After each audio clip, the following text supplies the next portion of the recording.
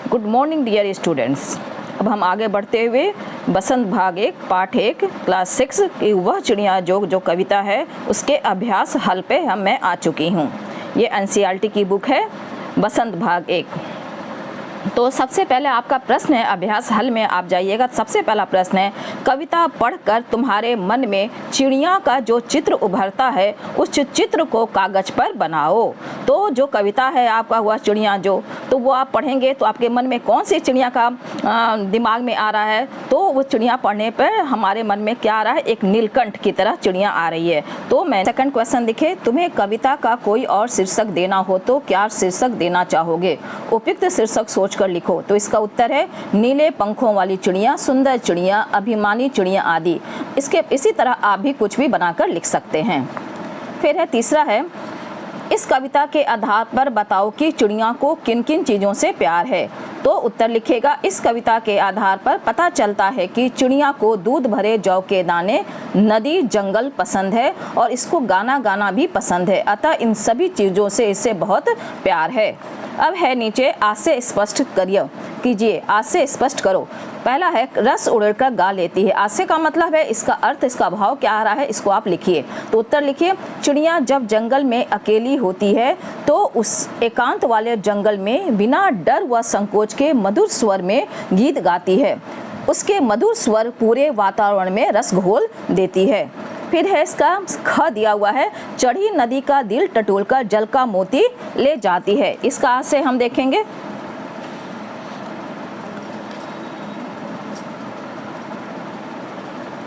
वह छोटी चिड़िया लबालब भरे नदी से भी नहीं घबराती है, उफनती नदी के बीच जाकर मोती के समान जल को पीकर अपनी प्यास बुझाती है। इसके बाद आपका आएगा अनुमान और कल्पना। तो इसको भी आप देख लीजिए, अगर आपके स्कूल में कराया जाता है या आपको करने का मन है तो इसको भी आप कर सकते हैं, आना सब कुछ चाहिए। तो इसमें पहला है आपका, कवि ने नीली चिड़िया का नाम नहीं बताया है, वह कौन सी चिड़िया रही होगी? इस प्रश्न का उत्तर जानने के लिए पक्षी विज्ञानी सालिम अली की पुस्तक भारतीय पक्षी देखो। इनमें ऐसे पक्षी भी शामिल हैं जो जाड़े में एशिया के उत्तरी भाग और अन्य ठंडे देशों से भारत आते हैं। उनकी पुस्तक को देखकर तुम अनुमान लगा सकते हो कि इस कविता में वर्णित नीली चिड़िया शायद इनमें से कोई एक रही होगी। तो नीलकंठ है, छोटी किलकिला, कबूतर और बड़ी पतरिंगा। तो उत्तर हम क्या देंगे इसका, मेरी कल्पना के आधार पर नीलकंठ चिड़िया होगी, क्योंकि इसके ही चोंच छोटी होती है और पंख भी नीले होते हैं, आवाज़ भी सुरीली होती है। इसमें दूसरा प्रश्न है, नीचे कुछ पक्षियों के नाम दिए गए हैं, उनमें यदि कोई पक्षी एक से अधिक रंग का है तो लिखो कि उसके किस हिस्से का रंग कैसा है। जैसे तोते की चोंच लाल है, शरीर हरा है। इसमें आपको दिया है मैना, कौवा, बत्तख, कबूतर। तो कौवा तो बिल्कुल काला होता है, तो कौवा के बारे में नहीं लिखेंगे, हम लिखेंगे मैना। मैना के पंख भूरे व सफ़ेद रंग के होते हैं, उनकी टांगें हल्की लाल होती हैं। बत्तख का रंग सफ़ेद होता है, इसकी पैर हल्की गुलाबी रंग की होती है। कबूतर कई रंग के होते हैं, जैसे सफ़ेद, स्लेटी आदि। गर्दन कुछ हल्के नीले रंग की होती है, टांगें मटमैला लाल होती हैं। इसके आगे तीसरा है, कविता का हर बंद वह चिड़िया जो से शुरू होता और मुझे बहुत प्यार है पर ख़त्म होता है। तुम भी इन पंक्तियों का प्रयोग करते हुए अपनी कल्पना से कविता के कुछ नए बंद जोड़ो।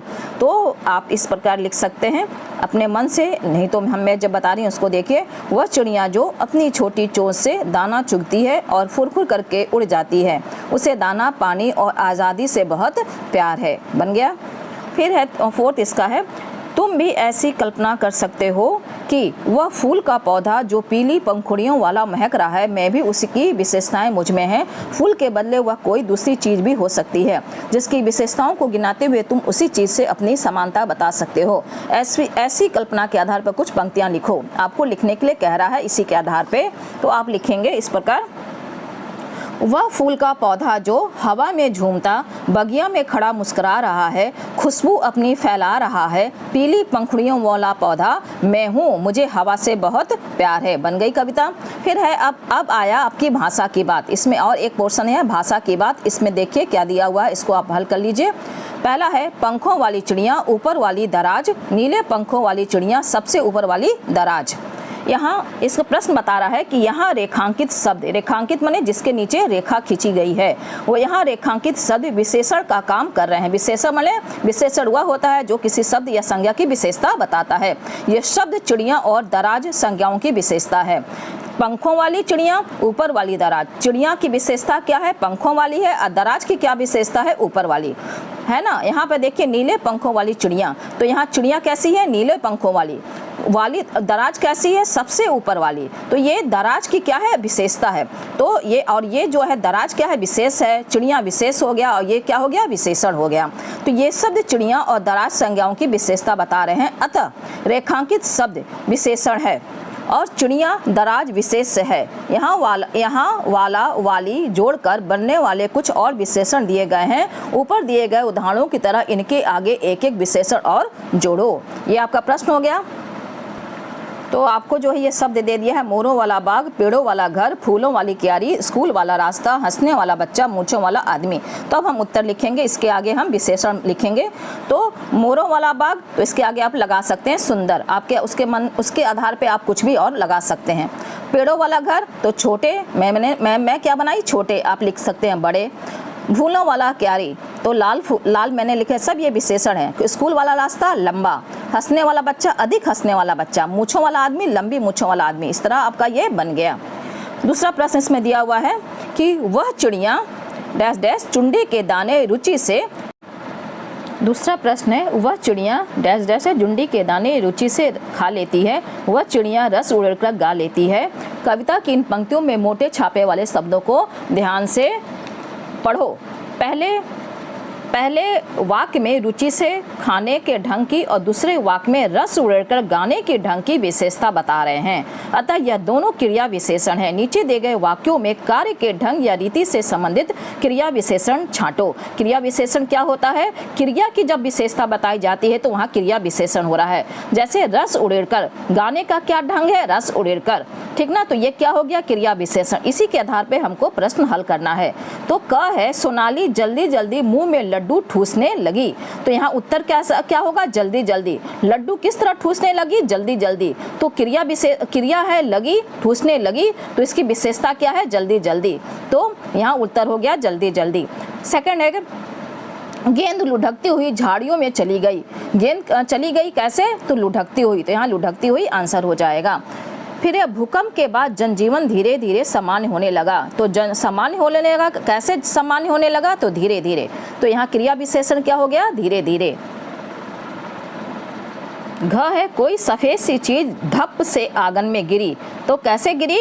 धप से आंगन में गिरी। तो यहाँ धप हो गया। टॉमी फुर्ती से चोर पर झपटा। कैसे झपटा? फुर्ती से।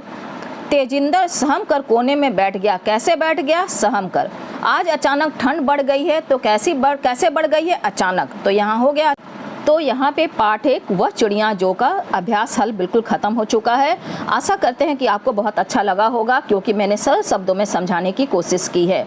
बस आपसे एक ही रिक्वेस्ट है कि अगर आपको अच्छा लगता है तो मेरा हौसला अफजाई करने के लिए आप इस मेरे चैनल को ज़रूर लाइक और सब्सक्राइब जरूर करें। धन्यवाद बच्चों। आगे हम दूसरे चैप्टर में मिलेंगे।